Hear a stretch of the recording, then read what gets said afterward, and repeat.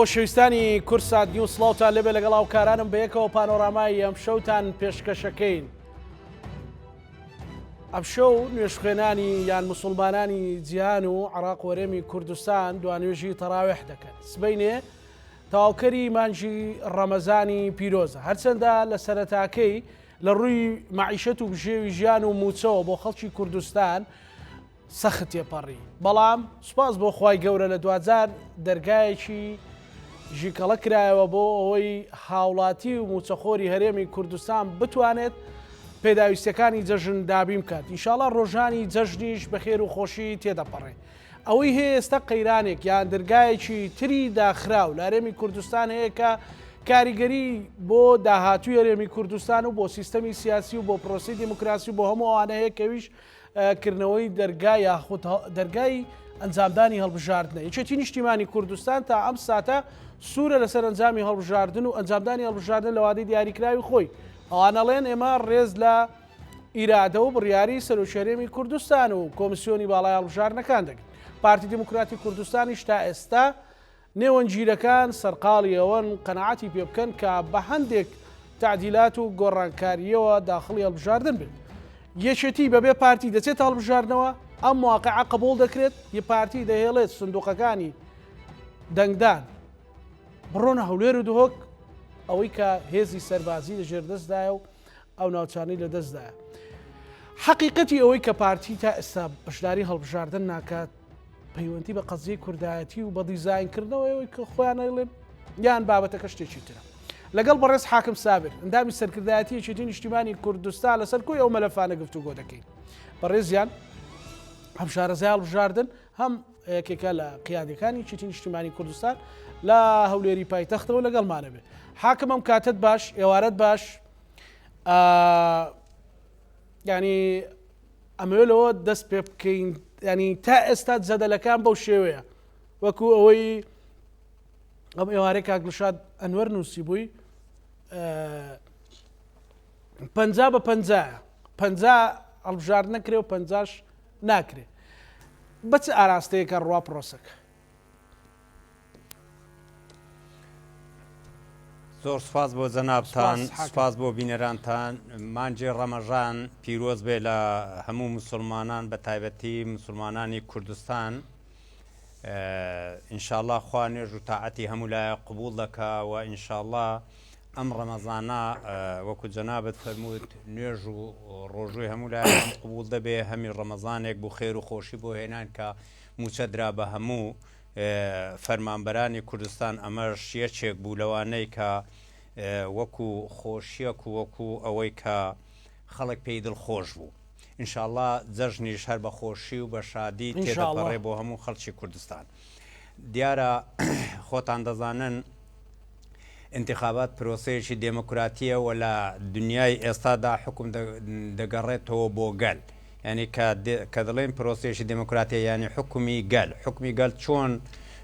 گەل حکم دەکات لە ڕێ دەنگەکانیەوە دەدات بە نوێنەرەکانیان و نوێنەرەکانیان دەچێتە پەرلەمان. لە پەرلەمانە ئەوەی گەل مەتالبیتی، ئەوەی گەل پێویستیتی، ئەوەی گەل لە کاروباری هەیەتی و ئەوەی گەل خۆشگوزەرانی بۆ گەڵدێنێ ئەمان پراکتیزی دەکەن و دەیکەن بە ڕژنووس و لە ڕێی قانونەوە مسادقەی لەسە دەکەن و دەنجی لەسە دەدەن و دەینێن بە حکومت بۆ ئەوەی جێبەجێ بکە. دیارە ئەم هەڵبژاردن لە کوردستان زۆر دواکەوتووە و لە هەمان کاتدا کاری پەرلەمانی هەرێمی کوردستان یان پەرلەمانی کوردستان مودەکەی کۆتایی هات بە پێی قرارێکی مەحکەمەی فیدراڵ. ئێستا ئێمە کەوتونەتە بۆ شاوێکی یاسایی. ئەم بۆ شایە ناتوانین ئێمە هیچ قرارێکی بدەین بە نسبەت قراردان، چه قرارێکی قانونی بێت چه قرارێک بێ بۆ هەر پێویستی و کە کارێک و خزمەتێک بە گەلی کوردستان یان هەر شتێکە وڵاتەکە و نیشتیمانەکەمان پێویستی پێی بێ. چونکە خۆتان دەزانن حکوومەتی لەو کاتەدا بووی تا حکوومەتی تەسریف ئەعمال. تەسریفی ئەعمال بەو مانایە کە کاری ڕۆژانە دەکا. ئەگەر بەبیرتان بێ لە بینی عادل عەبدولمەهدی و بەڕێز کازمی قراری محکمەی فیدراڵ قرارێک دەرچوو دەڵێ حکوومەتی تەسریفی ئەعمالی یەومیە، کەواتە ئێمە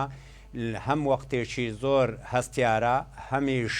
پەرلەمان نەماوە هەم حکوومەت تەسریب ئەعمالە لە هەموو کاتێک زیاتر پێویستیمان بە هەڵبژاردنە ئەم هەڵبژاردنەی ئێستا دەکرێت هەڵبژاردنێکە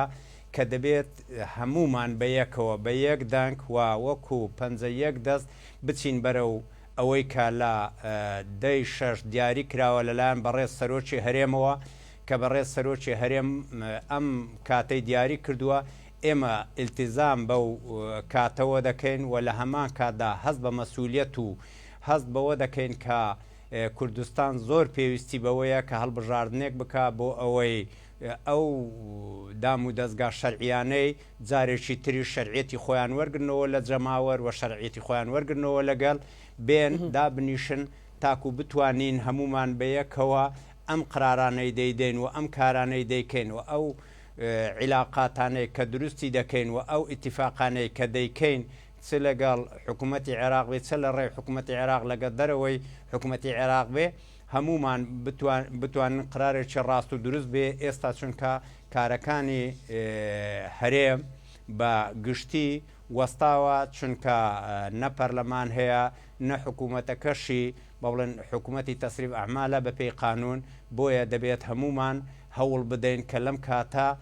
هەستیارە و لەم کاتەی کە دانراوە هەڵبژاردن بەڕێوە بچێ بۆیە یەکێتی نیشتیمانی کوردستان هەم هەستی بەوە کردووە کە وەخت کاتێکی زۆر هەستیارە خۆتان دەزانن بە بڵێن ئەم کار و کردەوانە و ئەم کاری ئیداریانە و ئەم کارە مالیانە و هەم ئەو ئیتیفاقیانە و هەم نردنی نەوتونە نردنی نەوت و زۆر کاری تریش هەیە کە لەگەڵ حکوومەتی عێراق پێویستی بەوەیە کە ئیتیفاقی لەسە بکرێ و قسەی لەسە بکرێ بۆیە پێویستی بە پەرلەمانێک و حکوومەتێشی شەرعی لە پەرلەمانەوە وەرگێت چونکە خۆتان دەزانن پەرلەمان بە پێی قانونەکەی 4 ساڵی داناوە و حکوومەتەکەش بۆ 4 ساڵ متمانە لە پەرلەمانەکە وەردەگرێت کە نوێنەری خەڵکە لە پاش ئەم 4 ساڵە ئەمە پەرلەمانەکە مدەکەی کۆتایی هات و ئەوەی ماوە حکوومەتێشی تەسریب ئەحمالە پێویستیمان بەوەیە بە تەفاسیل قسەی لەسەرەکەین حاکم بەڵام ئەو چەند ڕۆژی ڕابردوو هەم سەرۆکی هەرێم لە بەغدا بوو هەم سەرۆکیی نیشتیمانی کوردستان لە بەغدا بوو قسەیەکێ لای هەندێک لە خەڵکە یان هەندێک هێزی سیاسی کە باز لەوە دەکەن کە یەکێتی و پارتی لە ژێر بەژێر ڕێککەوتون یان یەکێتی لەگە سەرۆکی هەرێم ڕێککەوتە کە مودەی ئینتیخابات درێژ دوا بخات بەڕاستی هیچ شتێکی لەو بابەتەیە لە کاتێکدا خودی سەرۆکیێتی بەڕێز سەرۆک بافڵ باسی لەوە کرد انتخابات لە مودەی خۆیدا دەکرێت لە کاتی خۆیدا دەکرێت پێت وایە هیچ ئیتیفاقێکی ژێر بەژێرە هەبێ ئەوەی کە خەڵک باسی لەوە دەکەیان لی بەدگومانە وڵای کاکزانە ئەمە قسەیەکەیە لە سەر یەکێتی نیشتیمانی کوردستان هیچ شتێکی لە نهێنی نییە هەموو شتەکانی ئەوەی لە بن بەڕێ دەهینتە سەر بەڕێ نەکەری خۆی هەر ئەم حیزبانەی لەگەڵی کار دەکا ئەم حکوومەتەی لەگەڵی کار دەکا ئەوەی ئیتیفاقی لەگەڵ دەکا ئەوەی عیلاقەی لەگەڵ دەبەستێ یەکێتی نیشتیمانی کوردستان هەر بەوە ناسراوە هەموو شتەکانی لە دەرگەی واڵایەوە هەموو شتەکانی لەو گۆڕەیە هیچ شتێکی نەشاردۆتەوە هەتا بڵێن ئاوای کردوەوەی کردەوە یەکێتی نیشتیمانی کوردستان کۆبوونەوەکانی نهێنی تیان نیە کۆبوونەوەکانی نهێنی تیانە قسەکانی نهێنی تیانە ئیشەکانی نهێنی تیانە چونکە بۆ ئەم حزبە حزبی گەلی کوردستانەوە گەلی شتی لە گەلی کوردستان شاراوە نییە بۆچی لە گەلی کوردستان شت دەشارێتەوە خۆ حزبێکە دەتوانێت بە بڵێن ئەگەر انتخابەکەی پێ شەرعی نەبێ پێ قانونی نەبێ پێ ئەوە نەبێ کە کوردستان زۆر پێویستی بە هەڵبژاردنێکە یەکسەر یەکێتی نیشتیمانی کوردستان قسەی خۆی دەکات بەڵام یەکێتی نیشتیمانی کوردستان قسەکەی کردووە دەڵێ پێویستە لە کاتی خۆیدا هەڵبژاردن بکرێ لەبەر ئەوەی یەکەمیان پەرلەمان نەماوە دومیان کاتێکی هەستیارە سێمیان حکوومەتی تەسریب ئەعمالە بۆ ئەوەی بتوانین زۆرترین خزمەت پێشکەش بە هاوڵاتیان بکەین و بتوانین کارەکانی کە لەگەڵ حکوومەتی عێراق بە شێوەیەکی ڕاست و دروست بڕوە و ئەو کارانەی کە دەکرێت حکوومەت دەیکا هەمووی لە خزمەتی هاوڵاتیان بی بۆیە ئێمە بڕیارمان داوە لە کاتی خۆیدا لە دەی شەش کە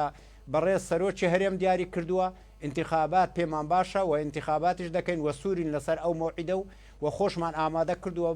بە هەموو چ فشارێک کاک حاکم چ فشارێکیان ئێستاش دەکەین چ تەکلیفێکیان چ فشارێک وا لە یەکێتی دەکەنە چێتە ناو پرۆسەکە لە دەی شەشدا یەکێتی هیچ ئەو شتەیەکی نییە یەکێتی پێت بڵم لە زۆر انتخاباتە لەو انتخاباتانی کوردستان کراوە هەتا ئێستا کەوا شەشەمین انتخابە لە زۆر شتا گلەی هەبوو بەڵام قەت نەیوتۆ ناسمە ناو پرۆسەکە یەکێتی لە زۆر جار لە نەتیجەی انتخاباتە زۆری گلەی هەبووە بەڵام قەت قسەیەکی نەکردووە کە بێتە هۆی تێکدانی پرۆسەکە لە هەر دەزانیت چێ ئەگەر کارێک لە پرۆسەی هەڵبژاردنە یان لە کاتی دانانی ڕۆژی انتخاباتە بۆ لە بەرژەوەندی یەکێتیش نەبێ یان کارەکە بۆ بەرژەوەندی حزب و لایەنێکی تریش بێ یەکێتی نیشتیمانی کوردستان لەبەر بەرژەوەندی خەڵکو و لەبەر بەرژەوەندی هەرێمی کوردستان چۆتە ناو پرۆسەکە و ڕازیش بووە بەو نەتیجەیەی کە هێناوێتی نەک بڵێ وەڵا نەتیجەکە زۆر جار لەسەر نەتیجەکە گلەی هەبوو بەڵام قسەی نەکردووە لە برێ وەڵا ئەم نەتیجەیە نابێ ئەم نەتیجە دەبێ ئەم ڕۆژە هەڵبژاردن ناکرێ ئێمە هەموو هەڵبژاردنەکان چوینە هەڵبژاردن و وهی لە هیچ کاتێکیش هەرقەڵەمان بۆ انتخابات دروست نەکردووە و ئێستا و لە دوا ڕۆژشدا ئێمە ملتەزیمین بەو کاتێک کە انتخابات دادەندرێ بەڵام ئێمە دائیمەن وتومانە قسەیەک هەیە لە ناو ئەم حیزبانەی چ معارەزان چ ئەوانەی بەناو دەڵێن معارەزین چێ هەر حزبێکی تری دەرەوەی کوردستان بێ زۆر جار قسەی لەسەر یەشەتی نیشتیمانی کوردستانیش دەکرد وڵا ئەمانە تەزویر دەکەن ئەمانەوە دەکەن یەشەتی نیشتیمانی کوردستان بە هەموو حزب و لایەنەکانی وتووە وەرن با سزی ناخبین ڕێک بخەینەوە وەرن سزی ناخبین بکەینە ئەو سزلەی کە لە لای هەمووان مەقبولە وەرن بەو شیکڵێت پرۆسی دەنگدان بەڕێوە بین کە بە پەنجەم وەرە بە کارتی دەنگدانە بە هەموو ئەوانە بە شریتی انتخابی کە نەتایجەکە دەردەکا ئێمە ڕازی بووینە لەسەر هەموو ئەو کردوانانەی کە پرۆسی انتخابات بە شێوەیەکی جوان بەڕێوە دەبا بۆیە ئێمە ئێستا کە انتخابات بە شێوەیەکی پێمان وایە بە شێوەیەکی باشتر و چاکتر لە جاران بەڕێوە دەچێ و کەمترین تەزویری لێ دەکرێت کە ئێمە خۆشمان لەوە مرتاح دەبین کە کەمترین تەزویر دەکەی و ئەو حزب و لایەنانەی کە پێشترێشیش قسەیان هەبوو کە ئەوان وەکو معارەزەی قسەیان دەکرد بە ئەوانش ئەو نیگەرانیان نەمینێ و بۆ ئەوانیش باشە و بۆ ئێمەش باشە و ئێمە حازرین دایمەن بۆ ئەم انتخاباتی پێی وایە ئامادە کردووە و شارەزای لە انتخابات پارتی پێی وایە کە ئەوە ڕژاردنە دیزاین کراوە لە بەرژەوەندی ئێوە ئێران دیزاینێکی بۆ کردوون ئێوە کاتی هێزێکی قەبارە گەورە لە بەرامبەردا کورسیەکانی پارتی لە شوێنێک حەسرەکە پڕاستی ئەو سیستمی انتخاباتە ئەوەی تێدایە بەخۆی لە دنیادا دەبێ هەموو شارێک نوێنەرێکی هەبێ لە قانونی انتخاباتی ڕقمیەکی ساڵی 92 هەرێمی کوردستان هەتا 2004ش هەر ئەوە بوو کە بە 4 بازنەی مێتۆ پاشان تعدیلیان کرد بە یەک بازنەیە خۆتان دەزانن یەک بازنەیە لە شارێکە نوێنەر زۆر دەردەچێت بە قەت ژمارەی دانیشتوان نییەوە لە شارێک کەمترین نوێنەر دەردەچێت کە لە ژمارە دانیشتوانی کەمت بۆ هەموو بەڵێن عێراق و هەرێمی کوردستانی لەسەر بنەمای ژمارەی دانیشتوان ژمارەی کورسی دیاری دەکرێت کە لەسەر ژمارە دانیشتوان ژمارە کورسی دیاری دەکرێت چۆن دەبێت یەکێک لە شارەکان بێبەش بێ یا کەمترین نوێنەرایەتی هەبێ لە ناو پەرلەمانەکە و یەکێک لە شارەکانی ترکە زۆرترین نوێنەری هەبێ کە زیاتر بێ لە ئەوەکە کاک زانە ئەوە چەندین ساڵە با پیا بچینەوە بزانین هەڵەبجە چەند نوێنەری هەبووە لەو پەرلەمانەی کوردستان خۆمان هەمومان خۆمان بە قەرزاری هەڵەبجە دەزانین و هەمووشمان بە فعلی قەرزارین چۆن دەبێت نوێنەرێکی نەبێ بۆ ئەوەی قسەیەکی هەڵەبجەیانە بکە بۆی داخوازیێکی هەڵەبجیانە پێشکەش بکە بۆ ئەوەی قسەی هەڵەبجە بگەێنێتە ناو پەرلەمانەکە لەبەر چی لەبەر ئەوە چونکە ڕێژەی مشارەکەی کەمتر بوو و ڕێژەی مشارەکەی شارێک زیاتر بوو دەهات کۆی کورسیەکانی ئەم منتیقەشی بۆ خۆی کۆ دەکردەوە نێراتی شارێک زیاتر دەبوو ئێمە پێمان وایە لە ڕووی دموکراتیەوە ئەگەر سەیری بکەی ژمارەی دانیشتوانی هەر شارێک بەقەدەر کورسیەکانی چەندی بەردەکەوێ لە سنووری ئەمە ببێ بە بازنەیەک باشترین حاڵەتی دیموکراتیە و نوێنەریەتی تەواوی ڕاستەقینەی خەڵکەکەی خۆیان دەکەن و بە قەت ژمارە دانیشتوانیان دێن بۆ ناو پەرلەمان بەڵام ئەگەر یەک بازنەی بی و ممکنە غەدر لە شارێک و لە قەزایەک و لە شوێنێک دەکرێت بۆ قەزا و ناحیەیەکی تر ئێمە پێمان خۆشە هەموو کەس هەموو حیزبولایەنەکان دەنجی پێویست و کورسی پێویست بێنن بەڵام لەسەر حیسابی شارێک بۆ شارێکی تر نەبێ. بەڵێ کەواتە ئێستا حاکم ینی باسی دیزاینەکەمان کرد ینی کە ئەو تەزویراتە لەو سیستمی انتخاباتە ڕووەدا. ئەم تەزویرات بەخۆی ئەگەر قانونی انتخابات بخوێنی تەزویری هەل لەگەڵە بەڵام تەزویر لە قانونی انتخاباتە بەو شکڵە نییە کا بچی وەرەقەی تێبکەی یان خەرچی ببێ لە جێی خەڵک دەنگ بدا بەڵکو مدیری یەکێک لە معمەلەکان لە ناو معمەلەکەی خۆی هەڵبژێرێ ئەمە بە چکە کرێکارەکان هەموو دەنج دەدەنێ ئەمە تەزویرە بەزە لای ئێمە چونکە پەنجەمۆر نەبوو چونکە کارتی دەنگدان نەبوو چونکە جیهازی تحقق نەبوو چونکە لەو کاتەی کە بە جیهاز و لەو کاتە یەکسەر نەتائیز دەرنەدەچوو خەڵک نامورتاح بوو لەوەی کە دەستکاری ئەم نەتائیزانە دەکرێت ئێستا بە هەموو ئالەتەکان دیارن و هەموو جیهازەکانیان هێناوە کەواتە خەڵکیش مرتاحە ئەوەی دەنجش دەدا و ئەوانەی بەشداری انتخابش دەکەن هەموو مرتاحن کە تەزویری لێ ناکرێ ئەگەر حزبێک پێی وابی بڵێن شتێک بەلاویەوە داکەوتووە یان خراپێک بۆوی هاتووە ئەمە قسەیەکە بەڵام قسەکە لەسەر پرۆسەکە هیچ قسەیەک نییە برێ وڵا ئەمە پێشوەختە دیزایانی بۆ کراوە یان پاژوەختە دیزایانی بۆ کرا فعلەن لە یەک بازنەیی پێ بڵێم ئەم شارەی زۆرترین مشارەکە زۆرترین کورسی دەبا ئەم شارەی کە حزبێک لێ موسەیتەرە و زۆرترین مشارەکە زۆرترین کورسی دەبا ئێکەوە تام حزبە زۆرترین کورسی دەبا بەڵام ئەگەر بە ژێرەی دانیشتوانەکەی خۆی کورسی برد ئێم حزبە زۆرترین کورسی هەرێمی کوردستان نابا فعلەن ئەگەر بێ ژمارەکان هەموو کۆکەوە ساڵێکی دەکەی بە بنەما 2010 دەکەی بە بنەما 2020 دەکەی بە بنەما ئەو ژمارەیە کە پێشترێ لە مشارەکە و کورسی بردن دەبدرا ئەو کورسیانە نامێنێتەوە ئەم کورسیانە دەگەڕێتەوە بۆ شارەکە بۆ نوێنەرایەتی ئەم شارێکە لێ دەکرێت بۆیە ئێستا وا وێنا دەکرێت کە ئەمە دیزایانی بۆ کراوە بەس لە ئەسڵە چوار بازنەی دیموکراتەتی تایە نوێنەری تەواوی خەڵکی تایە و هەر شارە و نوێنەری دەبێ و هەر داواکاری هەر شارە و دەگاتە ناو پەرلەمانی کوردستان و ئێمە ئەم انتخابەمان بۆ چی دەکەین بۆ ئەوەی نوێنەری هەموو شارێک و قەزایەک و ناحەیەک لە ناو پەرلەمان بێ بۆ ئەوەی هەرکەسان نەچێت لە شارێکی ترەوە داوا لە خەڵک بکوەڵا ئەم داواکارم بگەێنێ لە هاو شارەکەی خۆی داوا دەکا و هاو شارەکەشی دەیگەێنێ و دایمەن هاو شارەکە باشترا لەوەی بۆیە دیموکراتی ترە بە چوار بازنەی نێک بە یەک بازنەی یەکەم گلەی لەسەر چوار بازنەی و یەک بازنەیە حاکم بابەتێکی تر کە پارتی دموکراتی کوردستان پێی وایە 400,000 بەسمە نایخوێنێتەوە ئەوە بەشی هەرە زۆری دەنگدەری پارتیە ئەمە بە چ میکانزمێک مەسەلەن پارتی بۆی دەرکەوتووە کە ئەمە دەنگدەری خۆیەتی و بەسمەشی ناخوێنێتەوە ئەمە لە کوێی بواری انتخاباتدا جێگەی دەبێتەوە بۆ ئەوەی بۆ جەنابتان و بۆ بینەران ڕوون بێ بۆ لای هەموو کەسێک ڕوون بێ 76,000 کەسرێک لە دهۆک ناخوێنێتەوە 76,000 کەسرێک لە هەولێر 135,000 لە سلێمانی 145,000 دا ئەگەر بەوە بێ ئەوەی 145,000ەکە کە گوایە زۆنی سەوزی پێدەڵێن دەبێ ئێمە گلەیمان هەبێت لەسەر 145,000 ناخیتەوە بەڵام کاک زانا خۆی لە ئەسڵە لە قانونی کۆمسیۆن هاتووە 105 بۆ داوە 105 بەو مانایە ئەو کەسانە هەندێک لە دەنگدەرانی بەڕێز پەنجەمۆریان ناخوێنێتەوە ئیتر بریتێ لەو کەسانە ئەو کەسانەی کە شەکرەی هەیە ئەو کەسانەی بەتەمەنن و ئەو کەسانەی زۆر کار دەکەن یعنی کار دەکەن ئەوزات چێ ژنان لە دەرەوە لە ماڵەوە چێ پیاوان لە دەرەوە کاری دەستی دەکەن ئەم کارە دەستی وا دەکا کە ئەمە پەنجەمۆرەکەت نەخوێنێتەوە بەڵام ئەم قسەیە دەکرێ پێش ئەوەی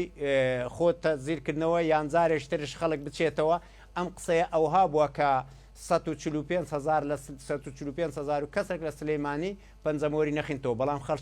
خەڵکەکە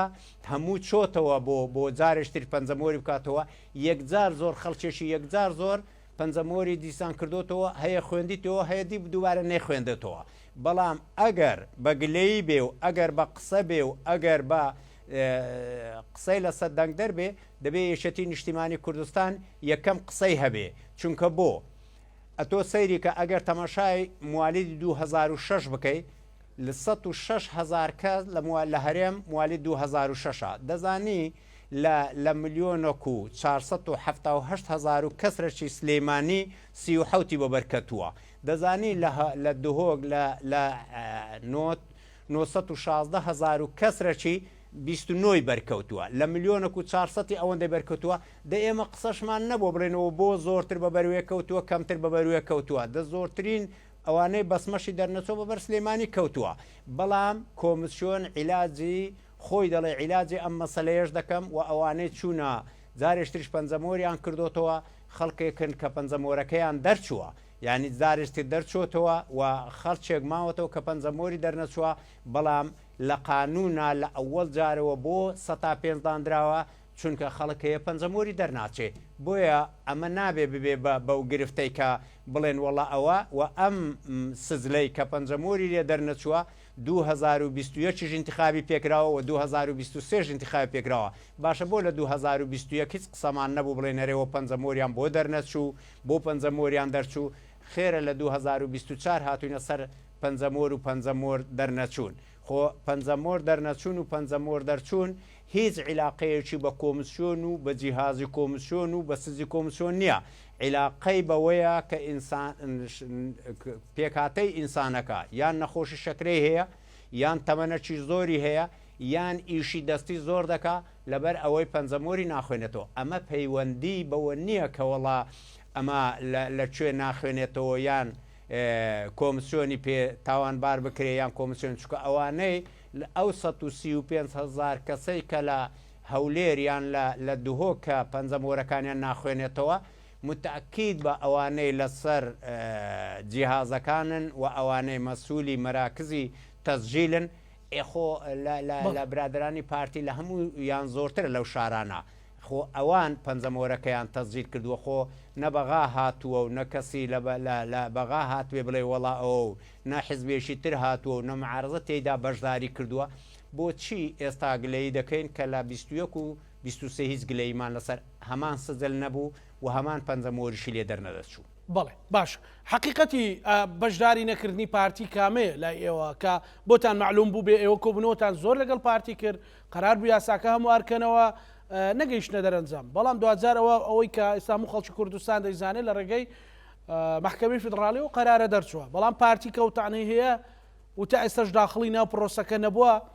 پێت وایە حقیقەت و جەوهەری ئەوەی کە پارتی بەشداری ناکە کامەیە مبەڕێرەکان مەبەستمە خۆی ئێمە وەکو یەشەتی نیشتیمانی کوردستان دەزانێت زۆر بڕوامان بە ئازادیە چه ئازادی شخصیبی چه ئازادی حزبیبی زۆر بڕوامان پێیتی یعنی ئەتۆ دووش لە قانون سەیری کە دەڵێ انتخابات هەندێک ڕئی هەیە انتخابات وەزیفەیە هەندێک ڕئی تریش هەیە دەڵێ انتخابات حەقا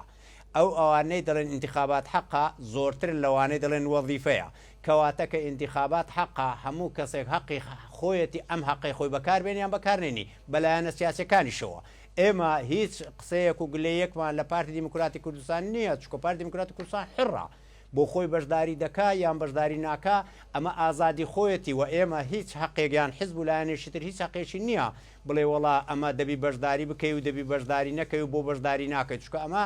حڕیەتی سیاسیە و لە دەستوری عێراقیش ئەم حڕێتە سیاسیە هاتووە و کەس نابێ ئەو پێشێری بکە ئەوەی تری کە دەمینێتەوە ئەوەیە لە یەک بازنەی چه شارێک مشارەکە بکە با نمونەیەکت بۆ بێنمەوە لە 2021 لە دهۆک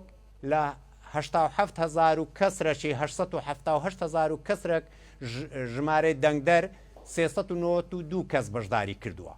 392,000 کەس بەشداری کردووە لە سلەیمانی لە 1,441,000 395 بەشداری کردووە کەواتە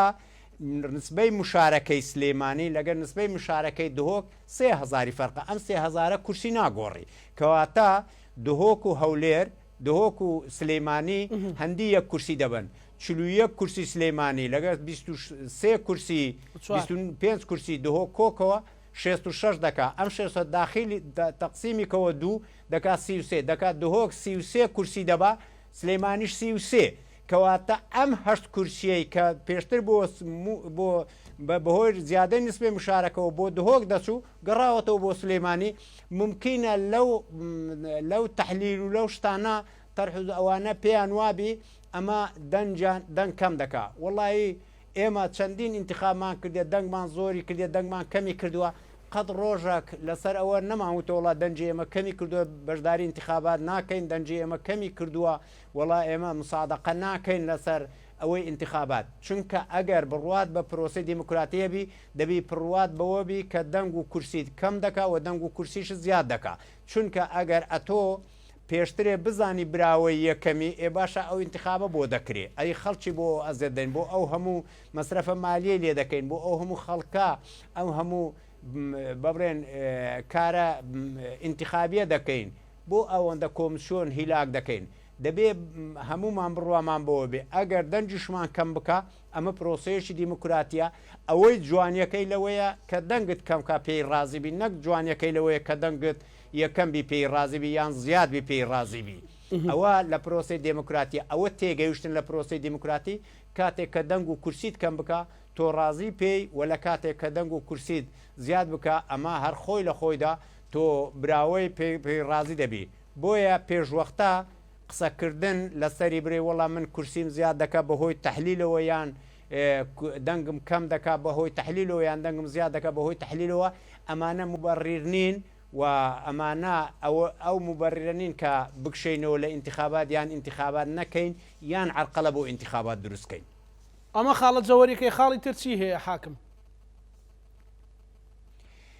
ئەو خاڵەی کە بووە بە چاربازنەیەکێک لە ئەوەکە لە بڵێن کارەکانە کە ممکنە کورسیەکان وەکو خۆی نەمێنێ کورسی هەموو لایەک دەگۆڕێ ئەوجە لە زیاد و لە کەم لە پارتی دیموکراتی کوردستان واتەوەقع دەکەن کورسەکانیان کەم دەبێت یەشەتی نیشتیمانی کوردستان واتەوەقع دەکات کورسەکەی زیاد دەبێت لە لایەکی ترەوە با بڵێن ئەم 11 کورسیەی کە بۆ کۆتا دانرابوو ئەم 11 کورسیە محکمەی فیدرال بڕیاریدا بە نەمانی ئەم 11 کورسیە خۆی لە خۆیدا نەمانی ئەم 11 کورسیە لە نەهاتنی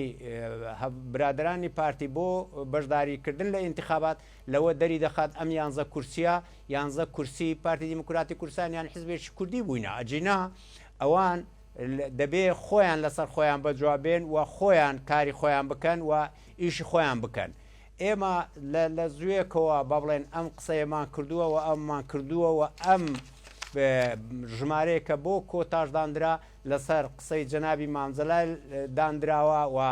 مامجەلال یەکێک بووە هەزار ڕەحمەت لە گۆڕەکەی لەوانە بۆ کە زۆر بڕوای بەوە بوو پێکهاتەکان لە ناو پەرلەمانی کوردستان بن بەڵام بەداخەوە ئەوانەی نوێنەرایەتی پێکهاتەیان دەکرد وەکو نوێنەر ڕاستەقینە نەیانتوانی نوێنەرایەتی پێکهاتەکان بکەن و ئەو کێشە و ئەو ئاڵۆزەی ئێستاش دروست بووە و ئەم قرارانەیە کە ئێستای پارتی دیموکراتی کوردستان لە محکمەی فیدرال دراوە پێی ڕازی نییە و قسەی لەسە دەکا لە ئەنجامی کۆتاکان هات ئەگەر کۆتاکان بۆ ئەو ڕۆژە بۆ نوێکردنەوەی یان بۆ درێژکردنەوەی ماوەی کۆمسیۆن لە ناو پەرلەماندا بەو شکلەیە هەرسوکەوتیان نەکردبایە ئەمەی ئێستا دروست نەدەبوو و نەدە ئەم بەڵێن ئەم داعوا و ئەم قراردانە نەدەگەیشتە محکمەی فیدرال لە پەرلەمانی خۆمان قرارمان دەدا و هەمومان بەڵێن بڕیارماندا بوو پێک بین و بەیەکەوە هەم ژمارەی کورسیەکان و هەم سدلی ناخبین و هەم کارتی دەنگدان و هەمیش پێکهاتەکان چۆنیەتی هەڵسوکەوتیان لەگەڵ بکەین بەڵام کە هات کۆمسیۆن ماوەکەی درێژ کرایەوە بۆ ئەوەی ئینتیخابات بکرێ بە تایبەتی بەبێ یەشەتی نیشتیمانی کوردستان یەشەتی نیشتیمانی کوردستانیش یەکسەر لەگەڵ لایەنەکانی تریش قسەی کرد و لایەنەکانی تری ڕێیان وا بوو بدەبێ ئەم ئینتیخابەی داهاتوو بە سدری ناخبینی عێراق بکرێ و بە پەنجەمۆر بکرێ و بە کارتی دەنگدان بکرێ لەسەر ئەم ئەساسات چونکە ئەگەر لەسەر ئەساسی باڵێن ژمارەی دانیشتوانی هەرێمی کوردستانمان کردبایە خۆ دەزانی ژمارە دانیشتوانی هەرێمی کوردستان فەرقەکی یەکجار زۆری هەیە لەگە ژمارە دانیشتوانی عێراق. ئەگەر ژمارە دانیشتوان فەرقی هەبێ هەر ژمارە دانیشتوانە دەبێ بە دەنگدەر و لەو کاتەدا ژمارە دەنگدەریش فەرقی دەبێ. ئینجا ئەم فەرقەش نەچوو بوو بە نسبە و تەناسب نەبوو، بە ڕێژەی دەنگ نەبوو. با بڵێن لە سلێمانی لە 2,396,000 کەسرەکی 49,000 زیادی کرد بوو. بەڵام لە هەولێر لە 2,55,000 کەسرەکی نزیکەی 300,000 زیادی کرد بوو. ئەخەر بووە لە 2,396,000 49,000 زیاد بکە ژمارە دانیشتوان لەولا نزیکەی 300 زیاد بکە. ئەم 300 دەبن بە دەنگدەر. خۆ دەزانی دایمە نزیکەی 1 لە سەر 3 دەبێ بە دەنگدەر. ئەمەش لەوێش زیاد دەکاتەوەتە بەلای کەمی 100,000 دەنگەشی لە سلێمانی زیاتر دەبێ. ئەمە کە لە ژمارەی دانیشتوان ڕوویدا و لە ژمارە دەنگدەر ڕوو بدا و لە بەبێ سدی ناخبینی عێراق بکرێکە 21 ئێمە و پارتی دیموکراتی کوردستان و هەموو حیزبە کوردستانیەکان و عێراقش پێمان کردووە و لە 2023 لە ناوچە کێشە لەسەرەکان دیسان انتخاباتمان پێکردو بە هەمان سزل. ئێستا بۆ ناڕازین لەسەر هەمان سزل؟ ئەمە دەبی بگەڕێن و لای ئەوان بڵێن بۆ ناڕازین لەسەر هەمان سزل. بە هەمان پەنجەمۆر کردومانە بۆ ناڕازین لەسەر هەمان پەنجەمۆر دەبێ ئەمە بگەڕێنەوە بۆ لای ئەوان بڵێن بۆ ناڕازی. بە هەمان کارتی دەنگدان کردومانە ئێستا بە بڵێن یەکێتی نیشتیمانی کوردستان لە سۆنگەی ئەوەی کە هەست بە مەسئولیت دەکا و وەختێکی کاتێکی زۆر هەستیارە بۆ هەرێمی کوردستان و لە هەمان کاتە دوو هەڵبژاردمان بە هەمان سزل و بە هەمان کۆمیسیۆن و بە هەمان جیهاز کردووە. خێرە ئێستا گلەیمان لەسەر کۆمیسیۆنەکە و جیهازەکە و سزلەکەیە. بەڵێەوە دەبێ ئەمە هەمومان هەروەستەیەک بکەین. دەبێ شتێکی تر لە پشتی ئەمە بێ نازانم چونکە من لەگەڵیاندا نەنیشتوم قسە بکەم ئەوە دەبێ پرسیارە لە خۆیان بکرێ. حاکم بابەتێکی تر هەیە کە مشتوم بڕە لای هاوڵاتیان و چاودێرانی سیاسی ئەگەر یەکێتی بەو مکوڕێ خۆی و کە سوورە لەسەرەوەی کە هەڵبژاردن بچێتە ناو پرۆسی هەڵبژاردن یەکێتی هێزێکی سەرچیە پارتیش چەک و هێزی سەربازی هەیە لە لێر و دۆک پێت وایە ئەوە لە ڕووی میکانیزمی یان لە ڕووی ئەمری واقعەوە جێبەجێ دەبێت لە هەولێر بەڕێزت باست کرد کە پارتی سەر پشکەلەوەی کە بەشداری هەڵبژاردن دەکەیاننا بەڵام واقعێکی شەیە کە پارتی لە ڕووی سەربازیەوە باڵا دەستەوەکەوەی چۆن لە یەکێتی لە هەولێر و لە سلێمانی و لە هەڵەبجە و گەرمیان و ڕاپەڕین باڵا دەستە ئەمە چۆن جێبەجێ ئەکرێ؟ ئەمەی ئەم قسەی کردت یەکەمیان بۆ بەشداری نەکردن لە هەڵبژاردن ئەمە حڕێتەوە کارێکا کە ئازادی ئەم حزبەیە دەتوانێت بەشداری نەکە بەڵام ڕێگری لە ئینتیخاباتکردن کارێکی زۆر خراپە و هەموو بە بڵێن هەرێمی کوردستان بەدام و دەستگاکانەوە دەخاتە ژێر پرسیار و لەو حاڵەتە ممکنە کۆمیسیۆن بیر لە شتی تر بکاتەوە و UN بیر لە بەڕێن بە پاراستنەکەی بە هێزی هاوپەیمانان کورسەکان سندوقەکان دەپارێزی ممکنە چونکە هەتا ئێستا هەم ئەو دەوڵەتی هەم تەحالف هەم UN هەم عێراق هەم هەموو حیزبە کوردستانیەکان تەنها برادرانی پارتی دیموکراتی کوردستان نەبێ هەموو ڕازین لەو ڕۆژەوە ئینتیخاب بکرێ. کاکزانە ئەم ڕۆژە بەڕێز سەرۆکی هەرێم دایناوە کە جێگیری یەکەمی سەرۆکی پارتی دیموکراتی کوردستانە. ئەگەر ئێمە گلەی یەکمان هەبایە تۆزێک دەمانتوانی قسەیەک بێ ماوتای وڵا ئەوە سەرۆکی هەرێم جێگیری یەکەمی پارتی دیموکراتی کوردستانە بۆیدا ئەم ڕۆژەی داناوە. جێگیری یەکەمی سەرۆکی پارتی دیموکراتی کوردستان سەرۆکی هەرێمە نەچووە پرس بەوان بکە بڵێ من ئەو ڕۆژە دادنێم و ئەوان ڕازی بن لەسەر ئەم ڕۆژە یعنی ئەمە ناچێتە قەناعەتەوە کە ئەم پرسە و ئەم ڕایە بەوان نەکرابێ. بۆیە پارتی دیموکراتی کوردستان ئازادە لەوەی بەشداری ئینتیخابات دەکەیان ناکە چونکە ئەمە ئازادی سیاسیە بەڵام ڕێگریکردن لە ئینتیخابات ئەمە شتێکی زۆر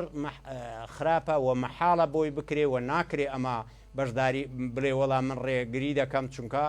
خۆی بەشداری ناکە و لە عێراقیش خۆتان دیتان حزبێکی وەچی ڕوتی سەدر بەشداری نەکرد و هیچ ڕێگریەکیشی لە پرۆسەی بەڕێوەچوونی پرۆسەی انتخابات نەکرد تەنها وتی بەشداری ناکەم هەموو عێراقیەکان بە سوپاسەوە سوپاسی بەڵێن سەدریان کرد وەکو ئازادیەکی سیاسی سەیریان کرد کە خۆی بەشداری ناکە بەڵام پرۆسەکە بەڕێوە چووە لە کوردستانیش دەبێت بە هەمان شکڵ و بە هەمان نەفەس و بە هەمان شێوە بیر بکەینەوە چونکە ئێمە هەمومان وتومانە کوردستان لە ڕووی دیموکراتی و لە ڕووی گەشەپێدانی مرۆیی زۆر لە پێش عێراقا خێرە ئەمە بەو ئاخیرەی بکشینەوە بۆ دواوە و پرۆسەیەکی انتخابات تعتیل بکەین ئەوە چێ خۆم بەشداریم نەکردووە ئەگەر خۆ ئازادی خۆیەتی بەشداری با بکە بۆ بەشداری ناکە یعنی ناکرێ ئەم قسەی جەنابە دوتت بڕوا ناکەم پارتی دیموکراتی کوردستان هە بیریشی لێ کردبییتەوە و بیریشی دابێ وەکاری واشقەت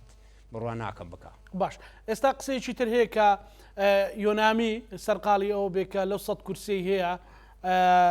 تعدیلێکی یاسایی نازان بدۆزێتەوە ژمارە کورسی بۆ پێکاتەکان زیاد بکرێ و زائیدەن ئەو بەسمێژدارێکی تر پێداچوونەوەی لە دوای جەشن پێ بکرێ و چەند کەسێکیش لە تیمی تەکنیکی لە کۆمیسیۆن بۆ پارتی زیاد بکرێ بۆی پارتی بێتە ناو پرۆسەی هەڵبژاردنەوە کە یۆنامی و ئەمریکا ئەو بەتەمان ئەوە بکەن ئەمە ڕاستی تێدای حاکم ئەخە خۆ پێت بڵێم ئەتۆ بەڵێن پرۆسەی بەڕێوەبردننی پرۆسەی انتخابات بریتە ئەگەر سەرۆکەکەش لە حیزبێک بێمانای ئەوە نییە بتوانێ لە بۆ سەرۆکەکە بەڵێن شتێک دروست شتێک بێنی بەلایەوە چونکە ئەمە جیهازە کە پەنجەمۆری کرد جیازەکە وەرەقەیەکە دەداتێ کە چووی دەنگەکەتدا دەیخەیتە ناو جیازەکە ئەو یەکسەر دەیبژێری خۆ هیچ کارێکی تیان نییە کە ئینسان بیکە و بتوانێت ئەمە بکە کە ئەگەر بێ و ئەندامیشی بۆ زیاد بکەن ئەمە کارێکە کە هیچ گۆڕانکار ڕوونادا دوو ئەوەی پرۆسەی انتخابات بڕەوە ئیدارەی انتخابیە کە ئەمە بە خۆتان دەزان لە برایانی عەرەبەوە ئێستا مقڕەکەشی هێناوەتە ئێرە و وەلێرە لە هەولێر سەرپەرشتی دەکا ئەمە لەلایەکی تر ئەم 100 کورسیە کە دانراوە ئەم 100 کورسیە دەوری خۆی لە مادەی یەک لە قانونی ڕقەمیەک ساڵی 1992 دەڵێ ژمارەی کورسیەکانی هەرێمی کوردستان لە 100 کورسی کەمتر نەبێت بۆ 30,000 سەرنشین کورسیە نەسەکە ئەو هاتڕێ پاشان تعدیل کراوە و بووە بە 111 و ئەوانە بەڵام ئەمە مانای ئەوە نییە ئەم تعدیلەی چۆن بۆ دەکرێت کە بەڵێن ئیشی لەسە بکرێ خۆی کاکەزانە هەموو ڕقەبێک دەبێت ئەسبابێکی موجەبی هەبێ ئەسبابی موجب ئەوەیە تۆ بۆ چەند بەڵێن ژمارەی دانیشتوان کورسێک دادنی ئەمە دەبێ بە بنەما بۆ ئەوەی لە پاشان بۆ کۆتا لە هیچ بەڵێن وڵاتێک و بە تایبەتیش لە عێراقدا کۆتا ئەم ژمارەیە نییە بۆ هەر مەحافەزەیەک ئەگەر پێکاتەکانی لێبی یەک کورسی کۆتادانرێن لەبەر ئەوە لەبەر چی لەبەر ئەوە دەنجی پێویستی ناهێنن بۆ کورسێکی وەتەنی نمونە لە 2010 کورسی وەتەنی 17,000 و کەسرێک بووە کورسێکی وەتەنی کە ئێمە کورسیمانی نای پارتی دیموکراتی کوردستانی نایەتینەوەی نوێ گۆڕان هەموو هێنایەتیان کورسی 17,000 و کەسرێک بووە کە چی لە کۆتاکان 600 تیا بووە 600 دەنگ 600 و کەسرەشی تیا بووە ئەم 600 و دەنگ کەسرا مادەم ناگاتە حەفدە بۆ یەک کەسە بۆ 5 کەس نییە دوو بەڵێن ئێمە خۆتان دەزانن برایانی تورکمانمان لە عێراق بەڵێن کە دەڵێن لە عێراق بەرەی تورکمانی هەم لە هەولێر هەم لە کەرکووک حزبێکی فعالە و حزبێشە لە خزمەتی تورکماندایە خۆی لە دانیشتنا لە ئیتیفاقا وتێتی ئێمە هیچ کۆتایەکمان ناوێ ئێمە بەبێ کۆتا دەنجی خۆمان دێنین و ئەم جارەش ئێستاش هاتۆتە ناو پرۆسەکەەوە قایمەی تەقدیم کردووە لە هەولێر کەواتە ئەگەر هاتوو پێک هاتەیەک ژمارەکەی ئەوەندە کەم بوو کە نەگەیشتە کورسێک دەکرێت کورسێکی بدەیتێ ناکرێ ئەتۆ 5 کورسی بدەیتێ ئەو 5 کورسیە بە هەر پێنجیان نەکەن 8,000 حوت و کەسرێک بن بە هەر 5 کورسیان کەچی لەولاوە 17,500 کورسێک بێ ئینجا ئەمەش ئێمە وەکو یەکێتی نیشتیمانی کوردستان پێمان ناخۆش نەبوو کە 5 کورسیەکە ئەم پێکاتانەوێت بەڵام کە لایەنگری دەکەن ئێدەکا لایەنگری دەکەن کە لایەنگری کردە وەچی کورسی وەتانی تەحمل دەکە یە کورسی وەتانی بە 7.5 هاتوو ئەوان هەر 5 کورسیەکە نەگەیشتا 8,000 ئێ باشە یان وەرە وەکو لە کورسی وەتانی لەگەڵ حیزبەکە بەشداری بکە ئەو کاتە تۆ حەقتا چۆن تەسەڕف دەکەی وە چۆن هەرسو کەوت دەکەی وە چۆن دیفاع لە حیزبەکە دەکەی حەقەکی شەرعی خۆتە و چۆن لە ڕێی حیزبەکەتەوە مەتالبی مواتنین دەگەیەنی بەڵام ئەتۆ نوێنەری پێکاتەبی و دیفاع لە حیزبێک بکەی ئەمە دەبێتە کارێکی نانک و ئەمە بووە هۆی سەبەبی ئەوەی کە ئەم کارەی ڕوویدا من بە قەنەعەتی من ئێمە وەکو یەکێتی نیشتیمانی کوردستان بە بڵێن ئەوە نەبووین کە بۆ پێکاتەکان دائیمەن حەزمان لێیە کورسیان هەبی حەزمان لێ نوێنەریان هەبی کاکزانە ئێمە چەند کە لە پەرلەمانی کوردستان لە برایانی تورکمان لە برایانی مەسیحی لە ناولستەکە یەکێتی نیشتیمانی کوردستاندا بووە و ئەندامی پەرلەمانیش بووە نامەوێت ناوەکانیان بێنم نەکو ناوەکانم هەیە و دەشی ژمێرم بۆتان و پێ برێن لە ناو لستی یەکێتی نیشتیمانی ئازادیشمان کردە دیفاع لە پێکاتەکانیش بکە ئەمە بۆ نەچووتە کۆتا بۆ نەمان بردە کۆتا 7,500 دەگمان پێدایە وەکو نوێنەرێکی یەکێتی نیشتیمانی کوردستان ئەندامەکی پەرلەمانی یەکێتی نیشتیمانی کوردستان بۆ نەمان بردە کۆتا ئێمەش 600-700 دەنجی پێ بدەین بیکەین بە ئەندام پەرلەمان ئێمە نەماویستە وەکو یەکێتی نیشتیمانی کوردستان ڕۆژێک لە ڕۆژان ئێمە نوێنەر بۆ پێکاتەکان دیاری بکەین کە پێکاتەکان دەبی نوێنەری خۆیان دیاری بکەن هەر کاتێک پێکاتەکان نوێنەریان نوێنەرایەتی ڕاستەقینە نەبوو پێکاتەکان خۆیان نوێنەرەکەیان ناوێت نەک ئێمە و حزبێشی تر و کەسێکی تر لی تاوانبار بکەن بەڵێ زۆر سوپاس بۆ بەڕێز حاکم سابر ئەندامی سەرکردایەتی یەکێتی نیشتیمانی کوردستان لەو بەرنامەی پانۆراما لەو تا و تۆ شرۆڤە لەگەڵمان بووی سوپاس بۆ بەڕێستان لەگەڵ هاوکارانم پانۆرامامان پێشکەشکردن هەموو لایەکتان ئەمانەتی خوای گەورە بنخواتە